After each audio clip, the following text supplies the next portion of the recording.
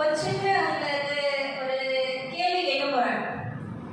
நீங்க உங்களோட ஸ்கூல் லைஃப்க்கு போயிடுங்க. சரிங்களா? கண்ணு மூடிட்டு உங்க ஸ்கூல் லைஃப்க்கு போயிட்டீங்க. நீங்க எல்லாரும் சின்ன பசங்க ஆயிட்டீங்க. உங்க ஸ்கூல்ல இருந்து நீங்க வேற ஸ்கூல் மாறணும்னு நினைக்கிறீங்க. ஏதோ ஒரு ஸ்டாண்டர்ட், ஒரு 6th ஸ்டாண்டர்ட் நினைச்சுக்கீங்க. சரிங்களா? 5th இருந்து 6th ஒரு புது ஸ்கூலுக்கு போக போறீங்க. அந்த புது ஸ்கூல் கேம்பஸ் உங்க கண்ணு முன்னாடி வருது. உள்ள போறீங்க. பிரின்சிபல் அங்க வந்து ஹெச்எம் ரூம் இருக்கும் இல்லையா? ஹெச்எம் ரூம் எதுன்னு கேட்குறீங்க ஒருத்தர்கிட்ட. அங்கதான் தூரமா இருக்கு அப்படின்னு சொல்றாங்க. நீங்க நடந்து போயிட்டே இருக்கீங்க. அப்போ வந்து ஒரு கிளாஸ் ரூமை தாண்டி போறீங்க. அந்த ஜன்னல் வழியை எட்டி பார்க்குறீங்க. ஒரு சார் வந்து பாடம் நடத்திட்டு இருக்காரு. நான் இந்த கேள்வியிலேருந்து பதில் உங்களுக்கு கொஸ்டின் கேட்பேன். இந்த ஒரு ஸ்டோரியிலேருந்து ஒரு கொஸ்டின் கேட்பேன். அதனால கவனமாக கேளுங்க.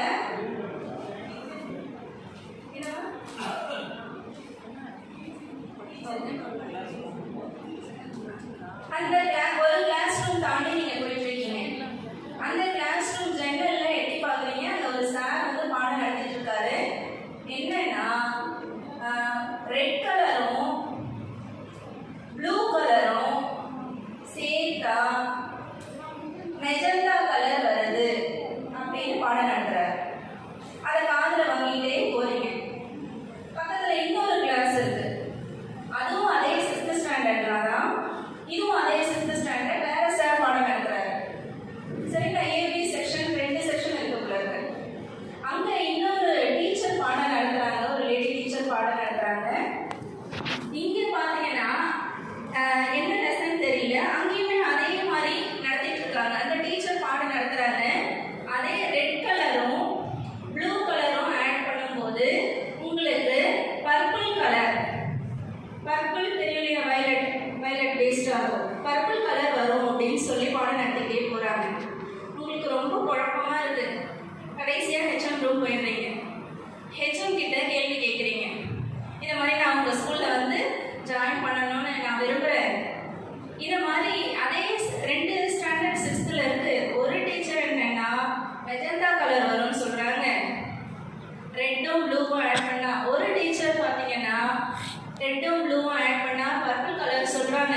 எனக்கு இந்த ஸ்கூலே ரொம்ப குழப்பமா இருக்கு. எங்க பழைய ஸ்கூல் தான் அப்படி இருந்தது. நான் புது ஸ்கூல்ல வந்து ஜாயின் பண்ணலாம்னு நினைச்சா இப்படி இருக்கே நீங்க கேள்வி கேட்குறீங்க. அதுக்கு அந்த பிரின்சிபல் என்ன சொல்லியிருப்பாருன்னு நினைக்கிறீங்க?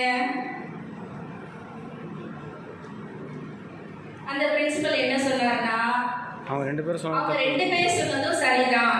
அதை நீங்க இப்ப ப்ரூவ் பண்ணணும். சரிதான், அவங்க 2 பேரும் 2 டீச்சரும் நடத்துனது சரி.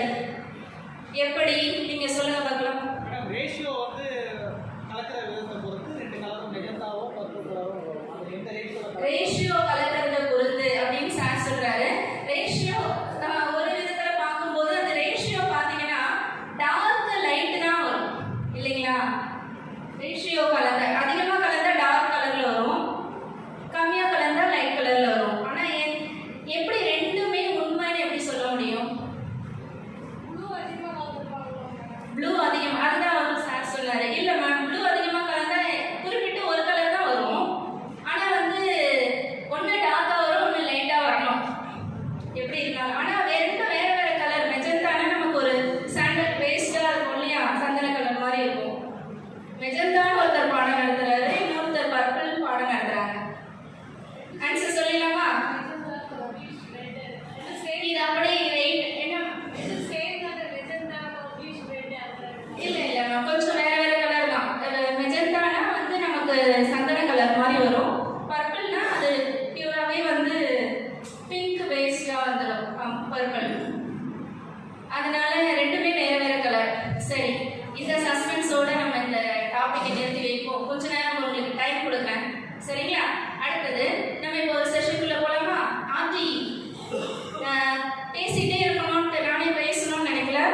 உங்களுக்காக சில டிப்ஸ் இருக்கு. சரிங்களா? ஹிண்ட்ஸ் எல்லாம் எடுக்க தேவையில்லை. மனதில் ஏற்றிக்கிட்டா போதும் இந்த ஆர்டி ஆக்ட் பற்றி. இப்போ நீங்கள் தான் பதில் சொல்ல போறீங்க. நான் நடத்த போறதில்லை. உங்களுக்கு எல்லாமே தெரியும்.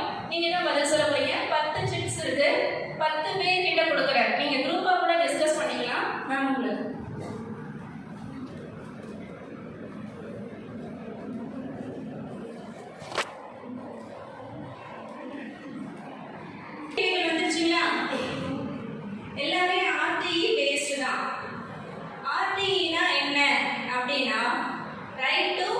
எஜுகேஷன் எந்த வருஷம் வந்ததுன்னு தெரியுங்களா? 2009. சரிங்களா? ஆகஸ்ட் 26ஆம் தேதி வந்தது. நம்மளோட பார்லிமெண்ட்ல ரைட் டு எஜுகேஷன் ஆக்ட், நம்ம போக்சோ ஆக்ட் ஏற்கனவே மேடம் டீல் பண்ணாங்க இல்லையா மார்னிங், அதே மாதிரி ஆர்டிஇ ஆக்ட் வந்து நம்ம மன்றத்தில் அப்ரூவல் ஆன தேதி வந்து 26 ஆகஸ்ட். சரிங்களா?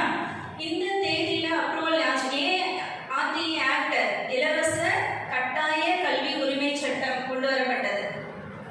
எதனால ஒரு பிள்ளைய கட்டாயமா கல்வி கொடுக்கணும்னா எதனால இப்ப நம்ம பார்க்க போறோம். ஃபர்ஸ்ட் क्वेश्चन யாருக்கு வந்திருக்குமா? நான் கேள்வி எண் 1 மேல இருக்கும், உங்க செக்லியே இருக்கும். நான் உங்களுக்கு தான் வந்திருக்கு. வாங்க வாங்க. இந்தியா முழுவதற்கும் பொருந்துமான ஒரு கேள்வி கேட்கிறாங்க. இந்தியாவில் எல்லா இடத்துக்கும் பொருந்துமா? பொருந்தும். பொருந்தாதுன்னு சார் சொல்றாரு. நீங்க பொருந்தும் சரி பொருந்தணும். சார் பொருந்தாதுன்னு சொல்றாரு, என்ன காரணம் சார்? கல்வி உரிமை சட்டம் பொருந்தும், இந்தியா முழுக்க பொருந்தும். சரிங்களா? ஜம்மு அண்ட் காஷ்மீர் தவிர. சரிங்களா? அடுத்தது கேள்வி எண் 2. சார் சார் ஒரு டவுட் ரைஸ் பண்றாரு, சொல்லுங்க சார். ஆர்டிகல் 370 தான் அந்த இஷ்யூ இருந்தது. ஆர்டிகல் 370 கேன்சல் பண்ணிட்டாங்க. இப்போ பொருந்துமா பொருந்தாங்க? ஏன்னா இப்போ பொருந்தும்ல. இப்போ ஏன்னா ஆர்டிகல் 370 கேன்சல் வித்ரா பண்ணிட்டாங்க. கண்டிப்பா ஆர்டிகல் 370 ஜம்மு காஷ்மீர் வந்து அதுல வந்து குறிப்பிட்ட சில காரணத்துக்காக மட்டும் எல்லை பிரச்சனை, அந்த ஒரு தீர்வுக்கு மட்டும்தான் ஆர்டிகல் 370 வந்தது. பாதுகாப்பு, இந்த எல்லை பிரச்சனை பாதுகாப்பு சம்பந்தமா. ஆனா ஆர்டிஇ சம்பந்தமா இன்னொரு ஜிஓ ஜம்மு காஷ்மீருக்கு வரல இதுவரை.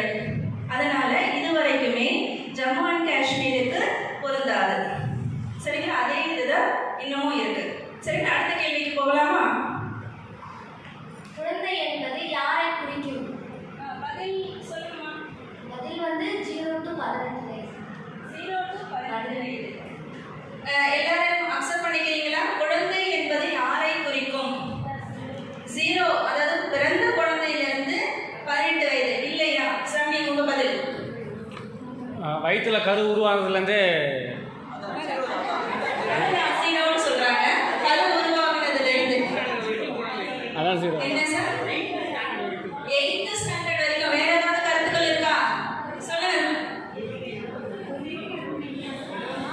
கல்வித்துறை சார்ந்து 0 to 14 சொல்றாங்க மேம். சரிங்களா? சட்டப்படி 18. கேள்வி மறுபடியும் படிங்கம்மா. குழந்தை என்பது யாரை குறிக்கும்?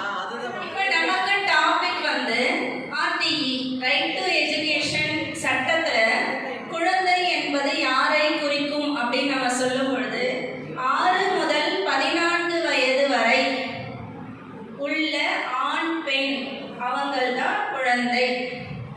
சரிங்களா? நம்மளோட ஜிஓ இப்ப நம்ம என்ன கிளாஸ் பார்க்கறோம்னா ரைட் டு எஜுகேஷன் ஆக்ட். இந்த ஆக்ட் படி அந்த நீங்க ஆக்ட படிச்சீங்கன்னா அதுல சில்ட்ரன் ஒரு வேர்ட்ஸ் வந்துட்டே இருந்ததுன்னா, குழந்தைன்னு அந்த ஆர்டிக்கல்ல வந்ததுன்னா அதை யாரை குறிக்கும்னா 6 முதல் 14 வயது வரை உள்ள ஆண் பெண் அனைவரையுமே குறிக்கிறது குழந்தைன்னு குறிக்கும். சரிங்களா? சரி, தேங்க்யூமா. இன்னும் ஒரு நிமிஷம். நான் பேசும்போது வாய்ப்பற்ற பிரிவை சேர்ந்த குழந்தை மற்றும் நலிந்த பிரிவை சேர்ந்த குழந்தை என்பது யார்? வாய்ப்பற்ற பிரிவை சேர்ந்த குழந்தை மற்றும் நலிந்த பிரிவை சேர்ந்த குழந்தை என்பது யார்? யாரும் தெரியுதுங்களாமா? கேள்வி என்னன்னா டிஃபரன்ஷியேட் நம்ம சின்ன வயசுல 2 கேள்விகள் கேட்பாங்க இல்லையா? வாய்ப்பற்ற குழந்தை, நலிவுற்ற குழந்தை.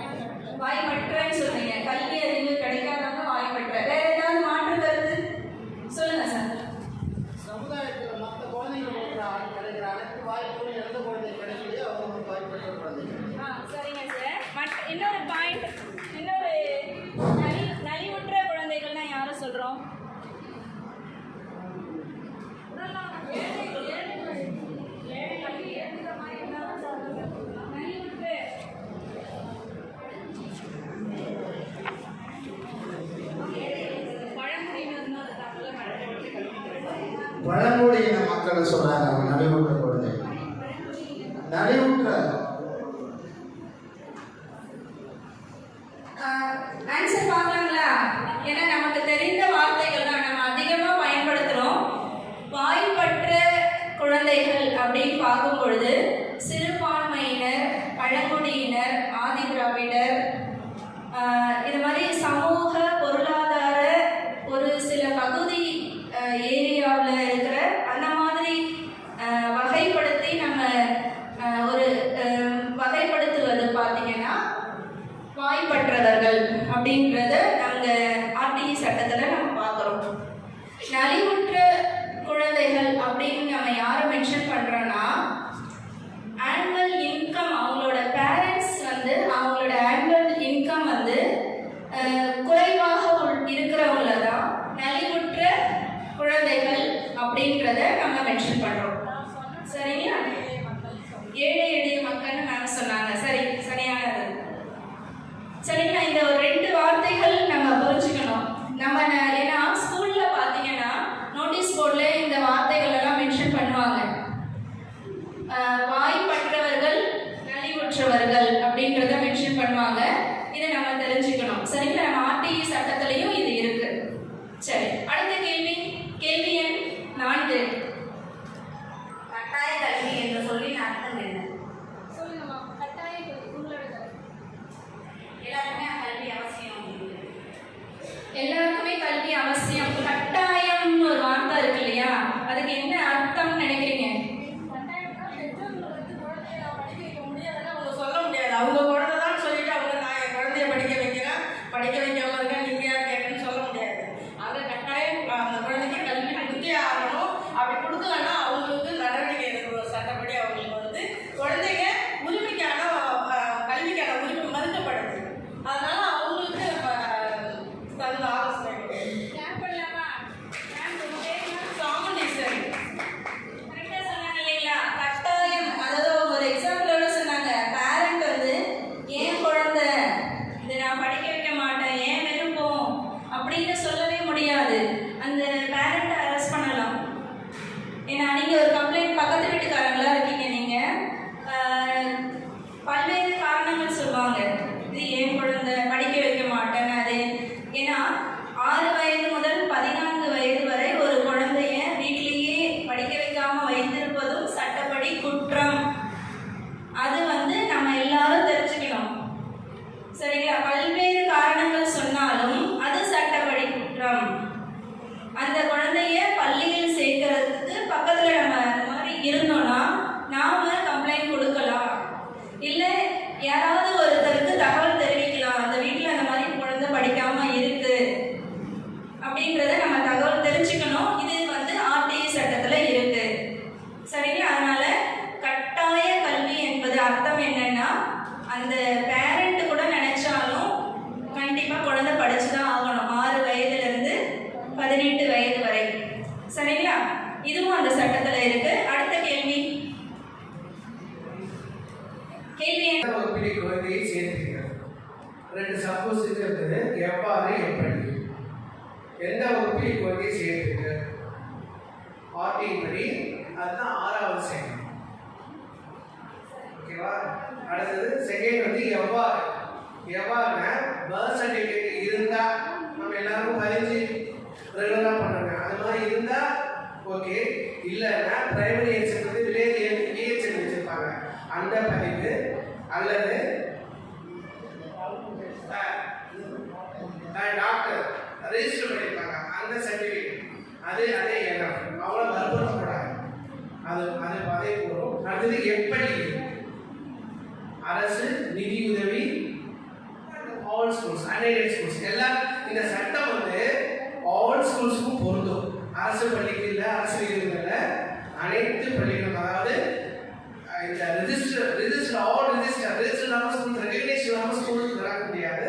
ஸோ அனைத்து பள்ளிகளும் இது மாதிரி பிள்ளைகளை நம்ம சேர்க்கணும். சார் வந்து ஏகோவா இருக்காரு, அதனால கரெக்டா சொல்லிட்டாரு. இல்ல இதுலயே ஒரு கேள்வி நான் இன்னொன்னு கேட்க போறேன். 11 வயசு வரைக்கும் ஒரு குழந்தை பள்ளிக்கே போகல. இப்போ திடீர்னு அவனுக்கு இப்போ 6th படிக்கிற ஏஜ். அந்த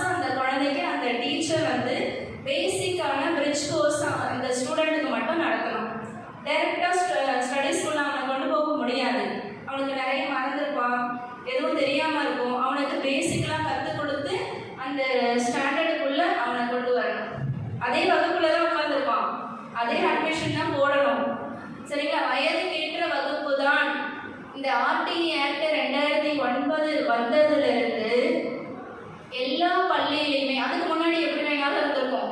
ஹெச்எம் சொல்றது தான் அந்த பேரண்ட் ஒத்துப்பாங்க.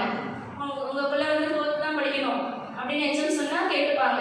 ஆனா 2009க்கு அப்புறம் முடிவு வந்து ஆர்டி ஆக்ட் படி எல்லா தலைமை ஆசிரியர்களும் ஆர்டி ஆக்ட் படி தான் நடந்தாகணும். அதனால வயதுக்கேற்ற வகுப்பில் தான் சேர்க்கப்படணும். ஏன்னா மாணவர்கள் பார்த்தீங்கன்னா மனதளவில் பாதிப்படைவாங்கன்றதுனால அந்தந்த வகுப்புல அவங்கவுங்கள சேர்க்க சொல்லியிருக்காங்க. சரிங்களா? நடுவில் ஒரு 2 வருஷம் படிக்கலைனாலும் 3வது வருஷம் அவன் வந்து பள்ளியில சேரும் போது அவனுக்கு என்ன வயதோ அதை பொறுத்து தான் அந்த பள்ளியில அந்த அட்மிஷன் போடணும். மேடம், அப்போ சரிங்களா? 17 வயசுனா நேராக 12th சேர்த்துருவாங்களா? கண்டிப்பாக.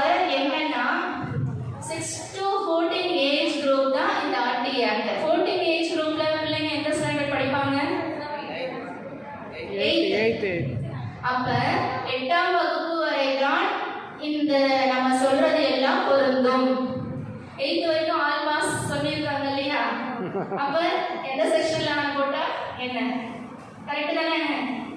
சரிங்களா? அதனால 8th வரைக்கும் பொருந்தும், 9th பொருந்தாது. சரிங்களா? ஓகே, அடுத்த கேள்வி போகலாங்களா? சரி, கேள்வி எண் 6. கேள்வி எண் 6. 12 வயது மாணவன் வேறு பள்ளிக்கு மாற விரும்புகிறார். ஒரே நாளில் தன் தந்தையுடன் வந்து டிசி கேட்டால் பள்ளி தலைமை ஆசிரியர் டிசி கொடுக்கலாமா?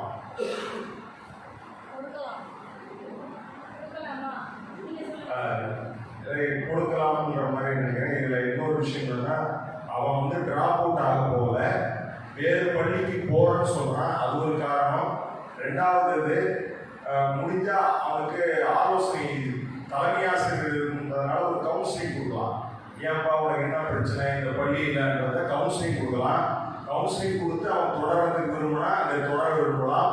இல்லை என்றால் அவனுடைய கல்விக்கு தடை இல்லாமல் அதோட மட்டும் இல்லாமல் இங்கே தன்னுடைய தந்தையோட வந்துருக்கான், பாதுகாவலோட வந்திருக்கான்றதுனால டிசி கொடுக்கலாம். சார், இதுல ஒரு சந்தேகம்.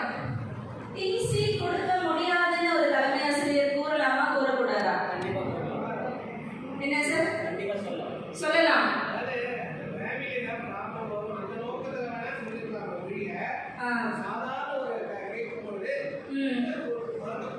மறுக்கக்கூடாது அப்படின்னு சார் சொல்றாரு. ஏன்னா கரெக்டு, அதுதான். என்னன்னா தந்தையுடன் வந்து ஒரு பையன் கேட்கிறாருன்னா அந்த கண்டிப்பா அந்த தலைமை ஆசிரியர் காரணங்கள் கேட்டிருப்பாரு. டிசின்னு ஒருத்தர் வந்து கேட்டா அவங்கள இழுத்தடிக்கிறதோ போயிட்டு வாங்க 10 நாள் கழிச்சு தரேன் அப்படின்னு சொல்லி அனுப்புறது அதெல்லாம் தவறு. டிசி கேட்கும் போது அதுவும் வேறு பள்ளியில் சேர்க்க போறோம்னு சொல்லி தான் கேட்குறாங்க. அதனால உடனே கொடுத்துடணும். சரிங்களா? ஆர்டி ஆக்ட் படி இந்த மாதிரி கம்ப்ளைண்ட்ஸ் நிறைய ரெஜிஸ்டர் ஆயிருக்கு. அதனால தான் இதெல்லாம் இந்த சட்டத்தில் கொண்டு வந்திருக்காங்க. தலைமை ஆசிரியர்கள்லாம் டிசி தரேன்னு சொல்லி ஒரு 2 வருஷம் கூட ஒருத்தவங்களை நீங்க அப்புறம் வாங்கன்னு சொல்லி கூட அனுப்பியிருக்காங்க இல்லைங்களா? சில இடத்துல நடந்திருக்கு. அதனால தலைமை ஆசிரியர்கள் இந்த மாதிரி டிசி தர முடியாதுன்னு சொல்லக்கூடாது. அப்படியும் ரொம்ப நாள் அவங்க இழுத்தடிச்சாங்கன்னா அவர்கள் மீது வந்து ஒழுங்கு நடவடிக்கை கூட எடுக்கலாம் அப்படின்றத இந்த சட்டத்துல இடம் இருக்கு. எல்லா பள்ளிகளுக்கும் கரெக்டு தான் சார். ஒரு பாயிண்ட் சொன்னாரு, அரசு பள்ளிகள்ல இது அவ்வளவா நடக்காது, என்ன உடனே கொடுத்துருவாங்க. தனியார் பள்ளிகள்ல சில காரணத்தினால ஃபீஸ் கட்ட முடியாம இருந்தா ஃபீஸ் எல்லாம் வாங்கிட்டு தான் வந்து என்ன பண்ணுவாங்க, டிசி தருவேன்னு சொல்லி இழுத்தடிப்பாங்க. இந்த ஒரு காரணத்துக்காகவே நிறைய இடத்துல இந்த கம்ப்ளைண்ட் வந்ததுனால இது வந்து டிசின்னு ஒருத்தர் வந்து கேட்கும்போது அவங்களோட பேரண்டோட வந்து கேட்கும்போது கண்டிப்பா நாம வந்து கொடுத்து ஆகணும். சரிங்களா? இது இந்த சட்டத்துல இருக்கு. தெரியலன்னா இந்த சட்டப்படி நம்ம வந்து கேட்கும் பொழுது கண்டிப்பா கொடுத்துருவாங்க. எல்லா பள்ளிகளுமே மெட்ரிக் ஸ்கூலா இருக்கட்டும், சிபிஎஸ்சி ஸ்கூலா இருக்கட்டும், டிசியும் கேட்டா உடனே கொடுத்தாகணும். சரிங்களா? இது இந்த சட்டத்தில் உள்ளது. அடுத்தது கேள்வி எண் 7.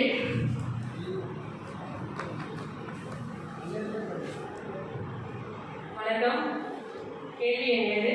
ஒரு மாணவரின் குடியிருப்பு பகுதியில் அரசு பள்ளி இல்லையெனில் அம்மாணவரின் நிலை என்ன? இந்த இந்த ஆர்டிஏ ஆக்ட் படி பார்த்தீங்கன்னா அந்த நெய்பர்ஹுட் ஸ்கூலில் டிஸ்டன்ஸை டிஃபைன் பண்ணியிருக்காங்க. 1 கிலோமீட்டர் ரேடியஸில் ஒரு பிரைமரி ஸ்கூல் இருக்கணும், 1 to 5 வரைக்கும் இருக்கணும். 3 கிலோமீட்டர்ஸ் ரேடியஸில் 6 to 8 இருக்கணும். அந்த மாதிரி அப்படி இல்லாத பட்சத்தில் அவங்களுக்கு எஸ்கார்ட் ஃபெசிலிட்டிஸ் கொடுக்கணும். பக்கத்தில் எந்த ஸ்கூலில் அவங்க படிக்கிறாங்களோ அது அந்த நான் ஸ்கூலில் வரலைன்னா, 1 கிலோமீட்டர் ரேடியஸ் ஸ்கூலில் வரலைன்னா அவங்க பக்கத்தில் எந்த ஸ்கூல் போகிறாங்களோ அவங்களுக்கு போயிட்டு வர்றதுக்கு டிரான்ஸ்போர்ட் ஃபெசிலிட்டிஸை கொடுக்குறது ஒருங்கிணைந்த கல்வி மூலயமா வழங்கப்படுது. கேள்வி வந்து எஜுகேஷன் டிபார்ட்மெண்ட்லேயே கொடுத்துட்டதுனால பதில் சொல்கிறாங்க. மாறி கொடுத்துருக்கணும்னு நினைக்கிறேன். என்னென்னா கரெக்டாக சொல்லிட்டாங்க. இப்போ ஒரு குடியிருப்பு பகுதியில் அருகாமை பள்ளியில் தான் சேர்க்கணும்னு இந்த ஆர்டி ஆக்ட்ல இருக்கு. சரிங்களா?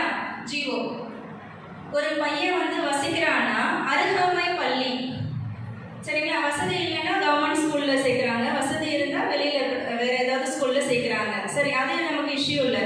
கண்டிப்பாக அருகாமை பள்ளியில் தான் சேர்க்கணும்.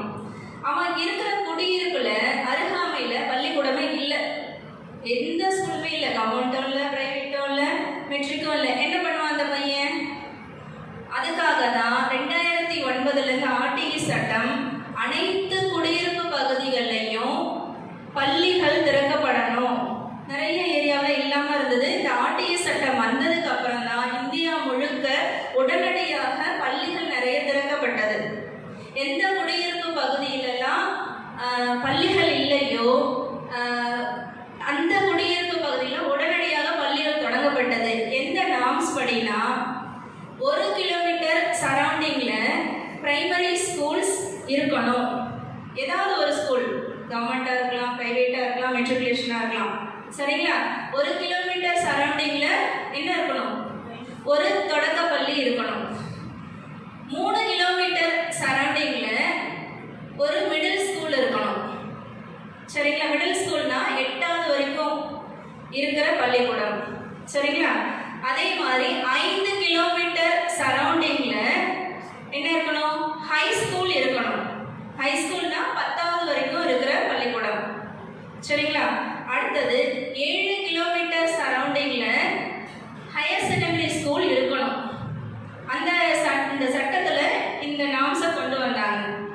இப்போ 7 கிலோமீட்டர் சரௌண்டிங்கில் ஹை ஸ்கூல் அதாவது ஹையர் செகண்டரி அந்த ஏரியாவில் இல்லைன்னா புதிதாக பள்ளிகள் தொடங்கணும்னு சட்டம் போட்டாங்க.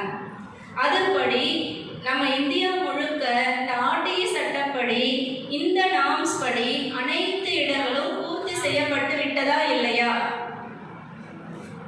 பூர்த்தி செய்யப்பட்டது. சில பேருக்கு டவுட் இருக்கும், ஏன்னா எல்லாம் வந்துச்சா இல்லையா? எல்லா இடமும் பூர்த்தி செய்யப்பட்டது இந்தியாவில்.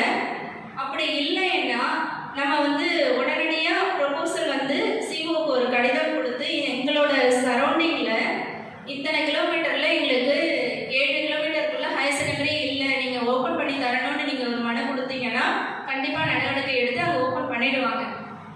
இப்போ இந்த சட்டப்படி 2009 போட்டாங்க இல்லையா? அதனால வருடம் எல்லா இடங்களுமே பூர்த்தி செய்யப்பட்டு எல்லா ஹேபிடேஷன்ஸ்லையுமே எல்லா குடியிருப்பு பகுதிகளையுமே பள்ளிகள் துவங்கப்பட்டு விட்டது. சரிங்களா? ஏன்னா கண்டிப்பாக பிள்ளைங்க பக்கத்தில் இருந்தால் தானே போக முடியும், சின்ன பிள்ளைங்க இல்லையா? அதனால ஸ்கூல் ஓப்பன் பண்ணிட்டாங்க. அந்த ஓப்பன் பண்ண இடத்துல இன்னும் உங்களுக்கு ஒரு டவுட் வரும். சப்போஸ் ஃபாரஸ்ட் ஏரியா ஒரு 7 கிலோமீட்டர் வரைக்கும் யாருமே கிடையாது, அங்கே ஸ்கூல் தேவையா தேவையில்லையா? ஒரு ஃபாரஸ்ட் ஏரியா இல்லை ஒரு நீர்நிலை பகுதின்னு வச்சுங்க, ஒரு ஆறு ஏதோ ஒன்று, ஒரு 7 கிலோமீட்டர் ஃபுல்லாக அதுதான் இருக்குது. அங்கே பள்ளிக்கூடம் இந்த நாம்ஸ் படி ஓப்பன் பண்ணணும் இல்லையா? ஏன் ஓப்பன் பண்ணலை நீங்கள் கேட்கலாம். ஆனால் என்ன சொல்லியிருக்காங்க? குடியிருப்பு பகுதிகள், மக்கள் வாழும் குடியிருப்பு பகுதிகளில் தான் இந்த ஜிஓஸ். சரிங்களா? ஒரு பிளெயின் ஏரியாவில் வயல்வெளியாக இருக்கும் 7 கிலோமீட்டரில், அங்கே ஏன் நீங்கள் கேள்வி கேட்கக்கூடாது? அங்கே ஏன் நீங்கள் சொன்னபடி 7 கிலோமீட்டர் இது ஃபுல்லாக 7 கிலோமீட்டர் மேடம், இங்கே ஏன் ஸ்கூல் இல்லை ஓப்பன் பண்ணுங்க அப்படின்னு நீங்கள் எதுவும் கேள்வி கேட்கக்கூடாது. சரிங்களா? ஏன்னா அது குடியிருப்பு பகுதி இல்லை, அது வந்து வயல்வெளி, மக்கள் வாழும் குடியிருப்பு பகுதி இல்லை. சரிங்களா? ஓகேங்களா? இந்த ஜிஓ படி குடியிருப்பு பகுதியாக தான் இருக்கணும். சரிங்களா? ஓகே, அடுத்த கேள்வி போகலாமா? கேள்வி எண் 8.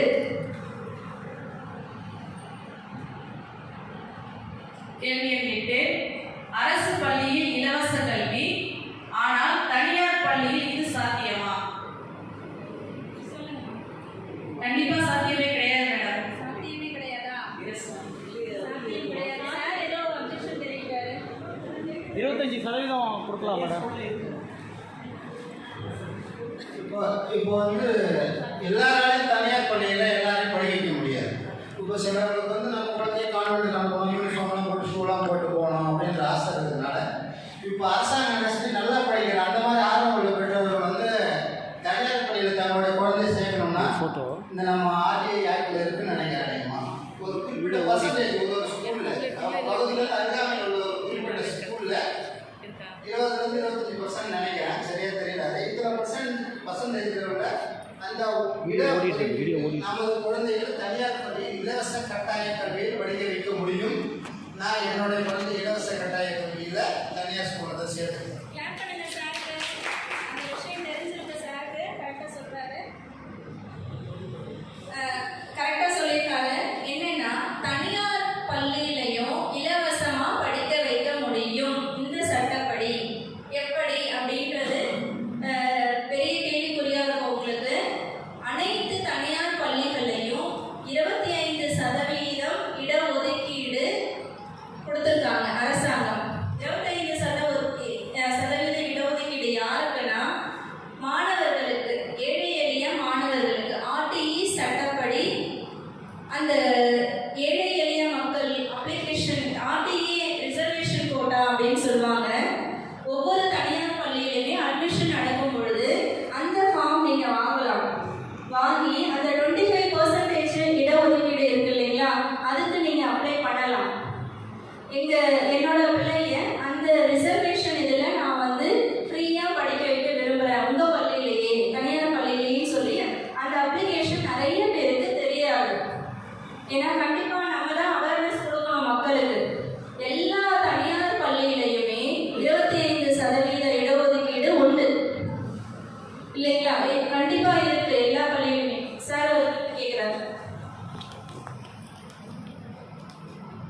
அதில் ஒரு சின்ன நான் படித்ததுனால சொல்லணும், அது உறுதிப்படுத்திக்கிறதுக்காக கேட்குறேன். அதில் சிறுபான்மையினர் கல்வி நிறுவனங்கள் நீங்களாகன்ற மாதிரி போட்டிருந்தது. கரெக்டு தான் சார்.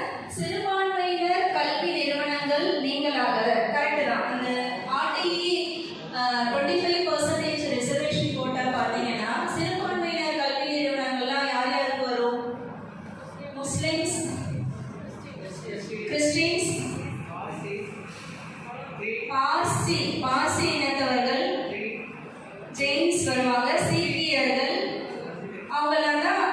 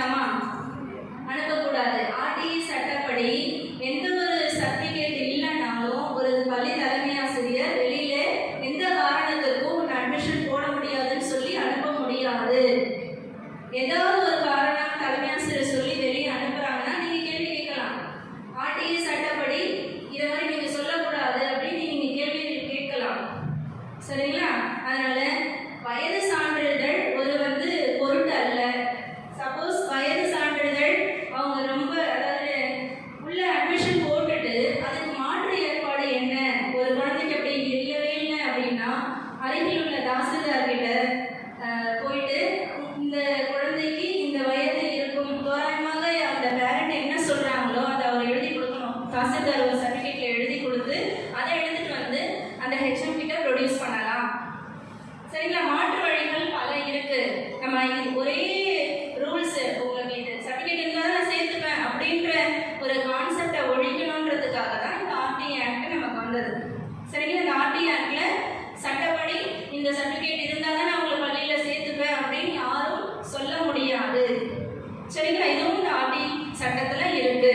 அடுத்த கேள்வி எண் 9. 10.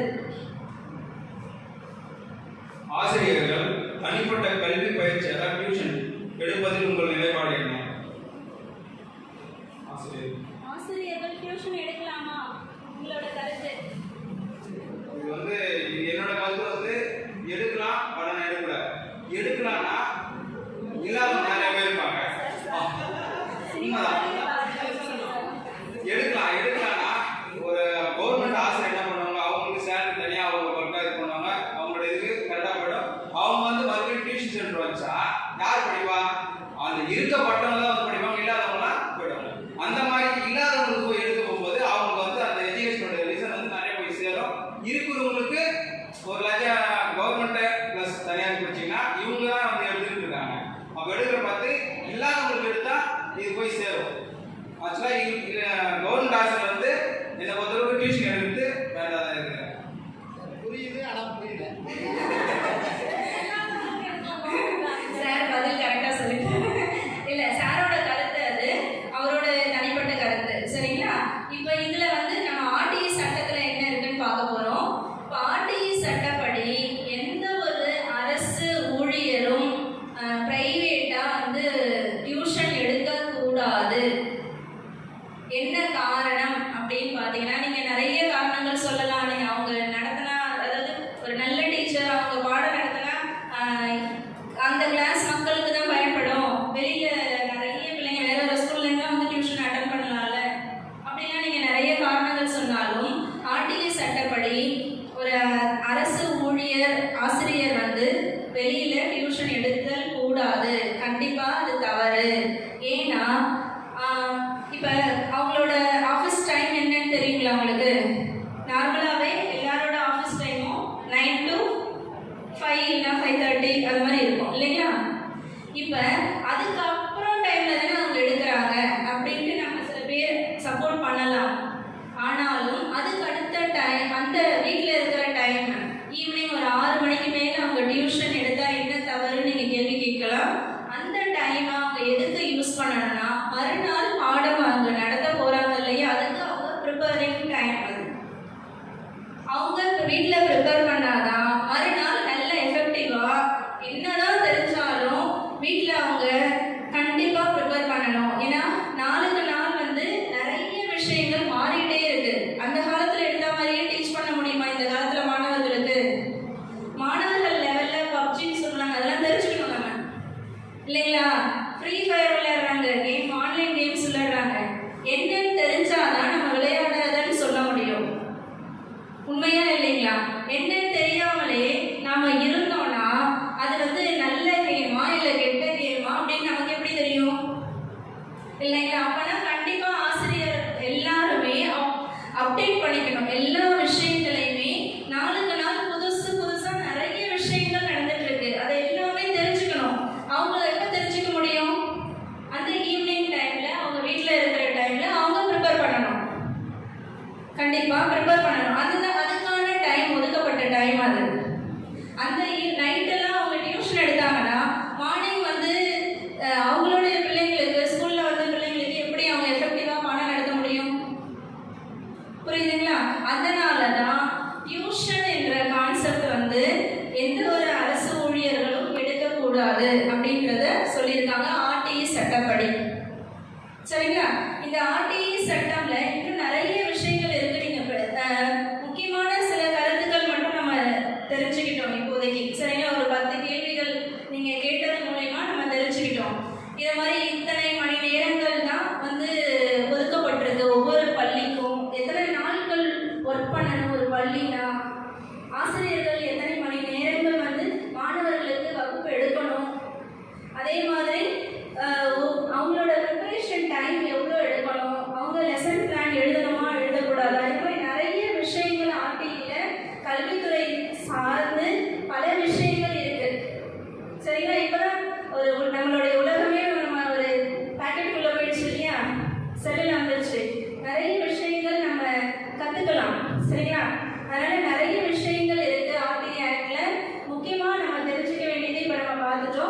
சரி, இப்போ உங்களுக்கு வார்த்தையே புரிஞ்சிச்சா? புரிஞ்சிருக்கும்னு நினைக்கிறேன். கட்டாய கல்வி உரிமை சட்டம் 2009ல் வந்தது நமக்கு பெனிஃபிட்டா இருக்கா இல்லையா? கண்டிப்பா நிறைய விதத்துல எல்லாருக்குமே பெனிஃபிட்டா இருக்கும். சரிங்களா? சரி, இப்போ நான் ஆரம்பிக்கும் போது ஒரு கேள்வி கேட்டேன், ஞாபகம் இருக்குங்களா? ரெட் ப்ளூ ஒரு டீச்சர் பாடம் நடத்துறாங்க, ரெட்டும் ப்ளூவும் சேர்ந்தா மெஜந்தா கலர் வரும் பாடம் நடத்துறாங்க. இன்னொரு டீச்சர் பாடம் நடத்துறாங்க, ரெட்டும் ப்ளூவும் சேர்ந்தா பர்பிள் கலர் வரும் பாடம் நடத்துறாங்க. ஆனா ரெண்டுமே சரிதான். அதற்கான பதில் என்னன்னா, ஒரு வகுப்பறையில பாடம் நடத்துறது பார்த்தீங்கன்னா டிராயிங் டீச்சர் பெயிண்ட் எடுத்து மிக்ஸ் பண்ணி காட்டுறாங்க குழந்தைங்களுக்கு. ரெட் கலர் பெயிண்ட்டையும் ப்ளூ கலர் பெயிண்ட்டையும் மிக்ஸ் பண்றாங்க. கலர் என்ன ஆகுது? பர்பிள் கலர் வருது.